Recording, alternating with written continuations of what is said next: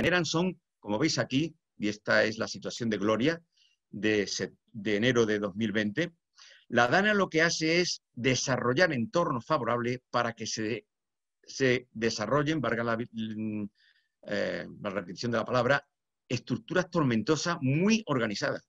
Estas estructuras que señalo aquí, en este caso de la situación de Gloria, no son simples tormentas como las que podía haber en Andalucía occidental, sino que son grandes sistemas de tormentas organizadas, que duran más de 20 o 30 minutos.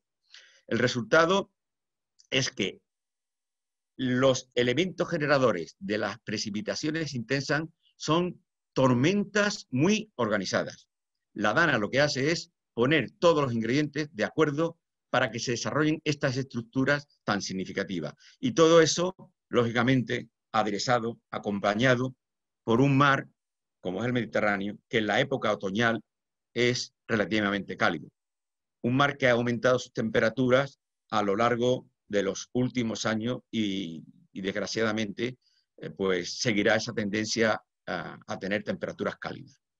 Y con esto yo creo que puedo dar por finalizada mi intervención. Muy bien, Paco. La cuestión es que ahora en estas fechas, ¿no?, el Mediterráneo está más cálido, el jet stream empieza a ondularse y genera estos episodios de DANA. Muy bien explicado por Paco, nuestro meteorólogo Francisco Martín. Y ahora vamos a ir a por José Miguel Viñas, que es también meteorólogo de Meteorred y que va a poner un poco las danas en el contexto del calentamiento global. ¿Están aumentando las danas? ¿Tienen mejores condimentos para las lluvias torrenciales? En un momento paso la palabra a José Miguel Viñas y nos lo comenta. Adelante, José Miguel. Pues muchas gracias, Juanjo, y nada, bienvenidos a todos los que estáis participando en esta sesión. Bueno, yo creo que todos estáis de acuerdo en que los cambios ligados al cambio climático se están manifestando cada vez de una forma más evidente, cada vez hay más datos que certifican que esos cambios se están produciendo, ligados o no a episodios otoñales del Mediterráneo como los que estamos hablando hoy. Una de las cosas que está ocurriendo es que la temperatura a escala global, lógicamente, lleva ya décadas subiendo en toda la Tierra, pero eso además está provocando que el clima se vaya volviendo más extremo. Esa frase que tengo subrayada ya la apuntaba el último informe del IPCC, el quinto informe, publicado en 2013. Están ahora a punto ya de empezar a publicarse resultados del sexto informe. Con todo esto de la pandemia va con retraso, pero en principio el año 2021 es el año en el que estaba previsto que vaya viendo a la luz ese nuevo informe con los últimos datos, las últimas tendencias de cambio climático. Una cosa que tenemos que tener clara es que ningún comportamiento, ningún patrón atmosférico meteorológico como las danas sobre las que estamos hablando hoy es ajeno a la influencia que está teniendo el cambio climático. Y la señal de ese cambio climático se detecta a escala global, por la temperatura, por ejemplo, como acabo de apuntar, a escala regional, y aquí pondríamos el foco, por ejemplo, en la región mediterránea, y también a escala local. Cada vez hay más evidencia de que cualquier episodio, aunque sea pequeño, pueda tener una cierta huella o señal ahí el cambio climático. Bueno, pues en el marco de ese calentamiento global que tenemos ahora mismo, los episodios de lluvias torrenciales, todo apunta que en el Mediterráneo van a aumentar tanto en frecuencia como en intensidad. Muchos de esos episodios, y Paco Martín nos acaba de dar una buena, corta pero muy buena lección de cómo se generan y qué consecuencias tienen esas danas, pues muchos de esos episodios de lluvias no están exclusivamente asociados a las danas. Puede haber situaciones meteorológicas distintas sin que se descuelgue una dana que dé lugar a un episodio de lluvias intensas ahora en otoño o en otra época del año en el Mediterráneo. Sí que es cierto que cuando se descuelgan danas y se dan esos otros factores propicios, pues la probabilidad de que podamos tener un episodio de estos es más elevada. ¿Por qué se forman danas? ¿Por qué se descuelgan sobre nuestro ámbito geográfico? Bueno, digamos que hay dos modos de circulación del chorro polar que nos afectan en nuestras latitudes. Hay un modo en el que la circulación es bastante zonal, que lo tenéis representado en la parte de la izquierda, en el que el chorro es más intenso, pero está más ceñido al casquete polar, a la región polar o ártica, y el aire frío está bastante confinado ahí. Hay otro modo, que es el que veis a la derecha, en el que veis que el chorro muestra grandes ondas, está mucho más ondulado, y eso también hace que sea algo más débil. Esta última situación es la que en un momento dado hace que en algunos de esos grandes meandros se descuelgue y se forme esa depresión aislada en niveles altos y que nos pueda llegar a afectar. ¿Qué está pasando ahora mismo en el Ártico? Lo estáis viendo por las noticias. Cada vez hay más evidencias, más datos de que el deshielo, la pérdida de hielo, la subida de la temperatura allí está alcanzando una mayor magnitud y eso está empezando a afectar de manera clara a la manera en la que está discurriendo el chorro polar. Eso no quiere decir que en un momento dado esa circulación del chorro sea como la que aparece representada a la izquierda, pero cada vez empieza a haber más situaciones en las que la circulación es como la de la derecha, es decir, con esos grandes meandros u ondulaciones. De hecho, lo que está ocurriendo ahora muy a menudo es una circulación como esta que veis aquí representada con esta animación. Grandes vaguadas intercaladas por grandes dorsales afectando a las latitudes medias de nuestro hemisferio. Pero es más, se está estudiando aparte un patrón que se está dando en esa manera de circular el chorro polar y es un fenómeno llamado amplificación cuasi resonante por el cual no es que únicamente las grandes ondas planetarias o de Rossby, esa forma que adopta el jet, sea ondulada, sino que además la ampliación de esas ondas está siendo de gran tamaño y además se dan situaciones en que se mantiene ese modo de oscilación, de manera que pueden darse semanas seguidas en el que se presente ese patrón. Y eso, sin lugar a dudas, tiene consecuencias en el tipo de tiempo que nos afecta más a menudo. Como veis en la animación, con una circulación de ese tipo, se descuelgan danas que pueden llegar a latitudes como la península o incluso más al sur y también se generan en sus flancos grandes dorsales que inyectan aire cálido subtropical hacia latitudes altas. Y habéis visto episodios este último invierno, por ejemplo, de aire muy cálido subtropical llegando al norte de Europa, algo que ha supuesto una anomalía cálida con pocos precedentes. La pregunta y la cuestión, pues estamos hablando de danas y del otoño en el Mediterráneo, es si se están descolgando más. Bueno, pues se están haciendo estudios, Paco Martín ya os ha adelantado algún resultado y la respuesta es afirmativa, sí. Y uno de los estudios más recientes se publicó en marzo del año pasado, un estudio que ha analizado muchas situaciones a partir de reanálisis desde los años 60 del siglo pasado hasta la actualidad y se aprecia una tendencia clara en el número de danas, de esos descolgamientos de aire frío, tanto en el hemisferio norte como en el sur y en distintas regiones, incluida la nuestra, la región mediterránea. En las dos gráficas de abajo veis las tendencias en nuestro hemisferio, en el norte y en el sur, y ambas son tendencias al alza. Por lo tanto, se están descolgando más danas en general y en particular en el Mediterráneo. Ahora bien, si tenemos más danas o vamos a tener más danas, ¿habrá más lluvias torrenciales en el otoño? Bueno, pues la respuesta es que no necesariamente, porque también lo ha explicado Paco Martín. No el hecho de que haya más danas significa que necesariamente esas nuevas danas van a generar temporales fuertes en el otoño. Pero la probabilidad, sin lugar a duda, que aumenta. No únicamente el que se descuelguen más danas puede implicar más temporales mediterráneos. Hay dos claves para entender cómo puede ser el comportamiento futuro. Por un lado, lo que estamos hablando, esa probabilidad mayor de que el chorro sea ondulado, grandes amplitudes en él y que se descuelguen más danas. Pero por otro, está el otro factor que también apuntó Paco, que es que tenemos un mar Mediterráneo, la parte occidental en particular, que es la que nos afecta, con un agua cada vez más caliente. Es una tendencia clarísima que se viene observando desde hace mucho tiempo. Estamos más acostumbrados a ver un mapa de anomalías de temperatura como este que os pongo aquí, anomalías de temperatura en la superficie terrestre con una magnitud de calentamiento global bastante destacada en latitudes altas, en la región ártica.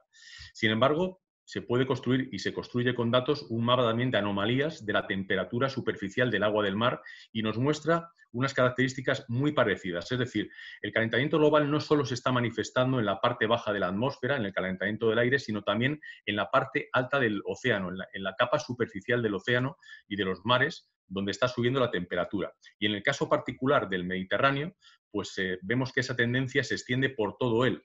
Es verdad que es algo mayor la subida en el Mediterráneo oriental y en el Mediterráneo occidental y algo menor en la parte central.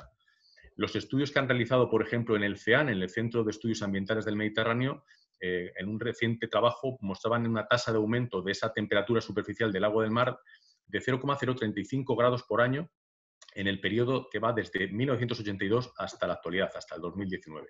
Por lo tanto, esa tendencia está ahí. Ante esta situación y ante lo que hemos comentado de las danas, pues lamentablemente la probabilidad de que veamos episodios de lluvias torrenciales, imágenes como las de esta fotografía, pues va a aumentar en los años venideros. Y por terminar, pues nos queda por plantear la última pregunta. ¿Qué hacer? ¿Cómo combatir estos episodios de lluvias torrenciales? Pues con esas tres cosas o tres ingredientes que os he puesto ahí. Con una mejor prevención, una mejor vigilancia y, por supuesto, una buena predicción meteorológica. Hoy en día tenemos herramientas mucho mejores que las de hace unos cuantos años para poder anticipar y ya cada vez con más detalle qué zonas pueden verse afectadas por esas lluvias torrenciales. Muchas gracias. Genial, José Miguel Viñes. Muchas gracias.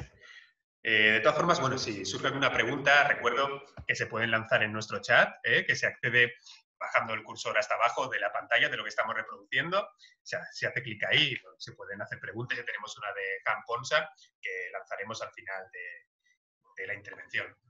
Bueno, al principio ha hablado Francisco Martín, que es nuestro meteorólogo de Meteorred, que es el que nos ha puesto un poco el marco teórico de qué son las depresiones aisladas a niveles altos, licenciado en físicas por la Universidad de Barcelona y de Sevilla, sí, de Sevilla, estaba correcto ahí.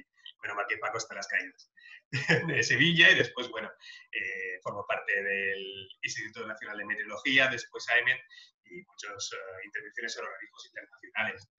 Después tenemos a José Miguel Viñas, que también es ampliamente conocido, ¿no? Licenciatura de Ciencias Físicas en la Universidad Complutense de Madrid, ahora no fallo, y trabajó como hombre del tiempo en Antena 3 Televisión durante unos cuantos años y también ha sido bastante conocido en el ámbito de los medios gracias a Radio Nacional de España, con No es un día cualquiera y después también con el programa de Pepa a lo largo de bastantes años. Y además que tenemos que hablar de su colaboración con la OMS, con la Organización Meteorológica Mundial y los 7 libros que ha escrito, que es genial. Y ahora nos queda simplemente José Antonio Maldonado, que yo creo que prácticamente no hace falta presentación, ¿verdad? Estudió Ciencias Físicas en la Universidad de Sevilla, cuenta con dilatada experiencia, como vemos aquí, y además de estar desde 1970 ya en el ámbito de la meteorología a toda marcha. Después estuvo en el Instituto Nacional de Meteorología, igual que Paco, también en la AEMET, y sobre todo lo conocemos por esos más de 20 años en televisión española como jefe de área de meteorología, que le conllevaron unos cuantos premios como TP de Oro y el premio Mejor Presentador Europeo del Tiempo 2006. Creo que ha llegado el momento de comprobarlo, ¿no? A ver si José Antonio nos comenta los pronósticos para el otoño y después también la incidencia de las danas. ¿Cuándo suelen aparecer más, ¿no? En estos meses. Y según el modelo europeo, que es el nuestro de confianza, Meteorred, ¿qué incidencia van a tener? Se pueden saber solo tendencias, pero salimos de dudas a continuación. Adelante, José Antonio. Bueno, muchas gracias y muchas gracias a todos los presentes por acudir a esta cita que habíamos. Bueno, voy a hacer una introducción también acerca de la meteorología en sí, de la historia. Fueron la medicina, la agricultura y la navegación marítima los primeros en acudir en auxilio de la meteorología. Y prueba de ello es que ya en el año 1737 la Real Academia Médico Matritense ordenó que se observasen todos los días predicciones no, porque no había posibilidad, pero datos, observaciones realmente de temperaturas y de presión. Esto da idea de la incidencia que tenía el tiempo en la medicina y que ya se preocupaban por ello. En el año 1887 se crea el Instituto Central Meteorológico, que es lo que hoy día es AEMET. A lo largo de los años ha ido cambiando de nombre, ha ido cambiando de instituciones, hasta llegar a nuestros días con ese nombre que decíamos, AEMET. Fue en el año 1888, cuando se nombra el primer director, que además es el único que fue por oposición que sacó don Augusto Arcimis. Era él y sus circunstancias, puesto que no tenía ni sitio donde trabajar, ni tampoco tenía personal. Eso poco a poco también se fue resolviendo, como es lógico. Lógicamente, las herramientas han ido evolucionando y afortunadamente hoy tenemos muchas más. La rotura de la presa de Tous en el año 1982 puede decirse que fue un aldabonazo, un antes y un después en lo que eran las predicciones de cara a avisos de fenómenos meteorológicos adversos. Ya por aquel entonces, el Instituto Nacional de Meteorología disponía de herramientas adecuadas para la vigilancia y predicción de las predicciones intensas. Y así se puso en marcha en el año 1985 el Previmet. Esto era un plan para dar esos avisos, posibilidad de fenómenos meteorológicos adversos, las gotas frías, o que hoy se llaman mucho más técnicamente danas, como han comentado tanto Paco como José Miguel. Y entonces, por aquel entonces se hacía solo esas predicciones a 3 meses. Pero luego se percató, lógicamente, la institución de que era necesario ampliarlo y ya se crearon pues, los avisos, lo que hoy se llama meteoalerta, que son los avisos que se dan diariamente si hay condiciones meteorológicas adversas, o puede haberla, evidentemente. Las catástrofes y los episodios de Dana, también como han comentado tanto Paco como José Miguel, pues son frecuentes, cada vez lo son más. Episodios de gota fría anteriormente, y ha habido muchos, pero para no ir más lejos, estamos teniendo esta semana, o hemos tenido, una dana importante, que ha afectado a Baleares, recorriéndose más de 100 litros por metro cuadrado en algunos puntos, y más de 60 en algunos puntos de Cataluña. No son las precipitaciones máximas que se han habido en España, que corresponden, pues en el año 1987, en 24 horas, cayeron en Oliva 817 litros por metro cuadrado. En Pobla del Duc, también en la Comunidad Valenciana, 790 litros por metro cuadrado y en Gandía 720.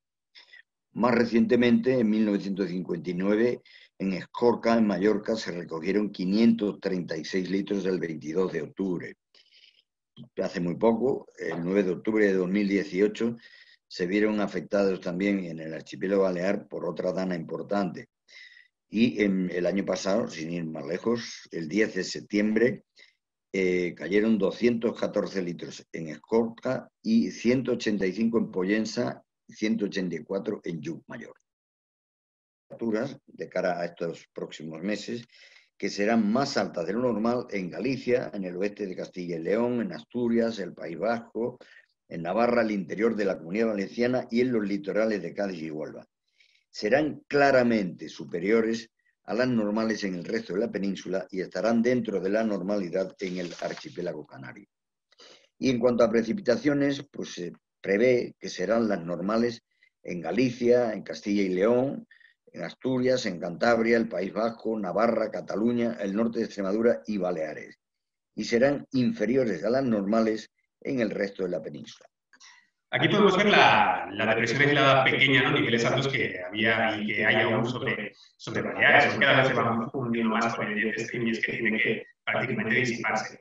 Pero en cambio, si indagamos con la última salida del modelo europeo y nos vamos de cara a la semana que viene, vemos que el jet de nuevo empieza a curvarse, es esos tonos amarillos que vienen por la zona de Azores, verdes, y se va acercando, y aquí podemos ver, intuir, ¿no? Como que se va a estrangular un nuevo embolsamiento de aire frío. Aquí lo intuimos con estos mapas de temperatura y potenciales que vemos que podría acabar, no sé si quizás es una borrasca aislada en la zona del estrecho de Gibraltar. Yo creo que esa pregunta es para Francisco Martín.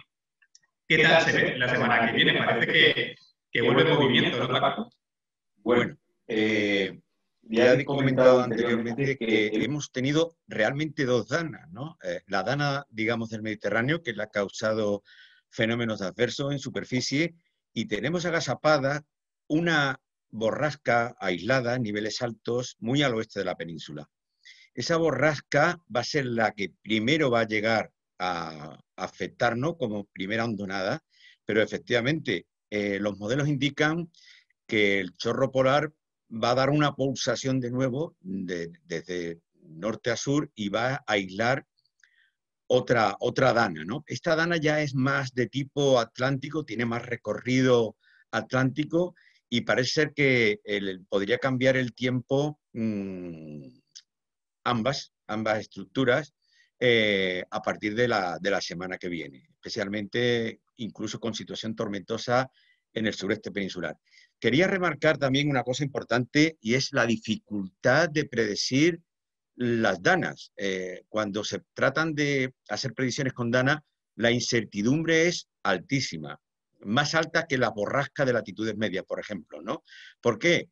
Porque están situados, las danas se sitúan en tierra de nadie, se aíslan, quedan aisladas de la circulación polar, de la circulación subtropical, pero a la vez sirven de engranaje. Cuando uno analiza con detalle estas estructuras aisladas, las danas, se observan que son sistemas de intercambio energético entre la circulación polar y la circulación subtropical. De hecho, muchas de estas danas interaccionan con latitudes inferiores y eso hace que la incertidumbre sea mayor. Pero efectivamente, todo parece indicar que para la próxima semana podríamos tener otro episodio, en este caso atlántico, en principio, de fenómenos adversos con una entrada por el sur y afectando a zonas del sureste. Pero vuelvo a repetir que la incertidumbre de estas predicciones son altas, porque en sí mismo la dana es de alta incertidumbre. Vamos a echar un vistazo a nuestra web en un momentito, porque aquí tenemos unos mapas que son realmente interesantes, en los que se muestra, pues bien, en este caso la precipitación, pero también podemos ver otros elementos. Vamos a ver si podemos acceder a ellos. Por aquí. Vemos que la temperatura ahora mismo en la zona del Mediterráneo, sobre todo central, occidental, y que empiezan nuestras costas, están dando los 25, 26, incluso vemos puntualmente los 27 grados centígrados. ¿Esto, José Miguel, es normal o está cambiando algo el calentamiento? Bueno, quizás si tenemos la referencia de otoños de hace 20 y 30 años, esta temperatura era más habitual tenerla a finales de este mes o incluso ya en octubre. Es decir, que el calentamiento progresivo del Mediterráneo lo que está provocando es que el caldo de cultivo en forma de temperatura del agua del mar, que antes se daba sobre todo a finales de este mes, como digo, y en octubre, pues se tiende a adelantar. Otra cosa es que luego se nos cuelen danas o se generen otro tipo de situaciones que puedan favorecer el que haya procesos de precipitación intensa. Ese mapa que has puesto, aunque ahora estás ahí moviéndote un poco, pero bueno, también nos enseña una cosa, y es que como es un mapa con datos actuales, vemos que ahora mismo en el Mediterráneo occidental, aunque nos llame la atención esos 26-27 grados, la temperatura, debido a la dana, que justamente está empezando a desplazarse de ahí, pero ha estado estos últimos 3 días, ha provocado un ligero descenso en la temperatura del agua superficial, que sin embargo vemos que no se da en otras zonas del Mediterráneo, donde me imagino que durante muchos días están teniendo pues, el típico tiempo de estabilidad atmosférica y una elevada insolación sobre la superficie marina. De manera que al final la propia dinámica atmosférica va modificando local y regionalmente la temperatura del agua del mar, pero la tendencia, como ya he apuntado yo y se ha apuntado también en la mesa, es muy clara. Es decir, la tendencia es a que esa temperatura va a seguir subiendo en los próximos años y, en principio, ese factor va a ser más importante, va a tener más peso en la posible génesis de episodios de lluvias torrenciales. Como nota curiosa, ya casi para despedir la conexión, vemos que no todo es miedo frente a las danas, porque, por ejemplo, Vicky desde Canarias nos comenta y nos pregunta si podemos enviar una dana por allí, que no tienen problema y que deje lluvia, por favor, que allí tiene una gran sequía meteorológica. O sea que ya vemos que no todo es miedo respecto a las danas, porque no todas, como ya hemos entendido hoy y visto, son catastróficas. Tenemos por aquí una última participación de Victoria Rosselló, gracias por estar ahí, de A.Media, y nos dice que agradecer las magníficas intervenciones de los ponentes, gracias por estar al otro lado. Y habla también en referencia a la intervención de 7TV y también desde A. Que quiere dejar constancia de la dificultad que hay con frecuencia los comunicadores para informar sin alarmismo en situaciones de riesgo, lo que constituye esa labor pues en un auténtico reto. No sé si alguien tiene algo que comentar por aquí, expertos. Bueno, yo quería comentar una cosa que yo creo que la labor de los informadores es fundamental, quitar alarmismo y miedo en este tipo de informaciones y de informar sobre todo de los efectos en superficie, ¿no? Más que de la dana, bueno, la dana los temporales de levante, las vaguadas, las entradas de aire frío. Hay que recordar que en un estudio de YASAT del año 2007, solamente la tercera parte de las situaciones catastróficas estaban relacionadas con las danas. El Mediterráneo, digamos, responde muy bien a otro tipo de situaciones meteorológicas. Hemos hablado de las danas, pero hay situaciones de temporal, de levante, que no están asociadas a danas y que generan muchos problemas, o entrada de frentes fríos. Francisco Martín, en cualquier caso, pues gracias por las intervenciones. José Antonio Maldonado, lo mismo, un placer que forme parte de nuestro equipo ya más de un año. José Antonio Maldonado, un placer que sea nuestro director en Meteorred. Y también José Miguel Viñas, gracias, un placer. Muchas gracias a todos los que habéis participado. Y estamos en contacto. Genial, gracias. Gracias a todos. Y nada, simplemente para rematar la faena, eso, contactar con nuestros expertos se puede hacer pues vía esos correos que he comentado, empresa@meteorred.com, y también, sobre todo, para hacer entrevistas en radio, televisiones, prensa, pues lo bueno sería comentar y contactar, quiero decir, con María.delgado@actitud.es. Ahora lo podemos escuchar. Muchas gracias, un placer y hasta la próxima.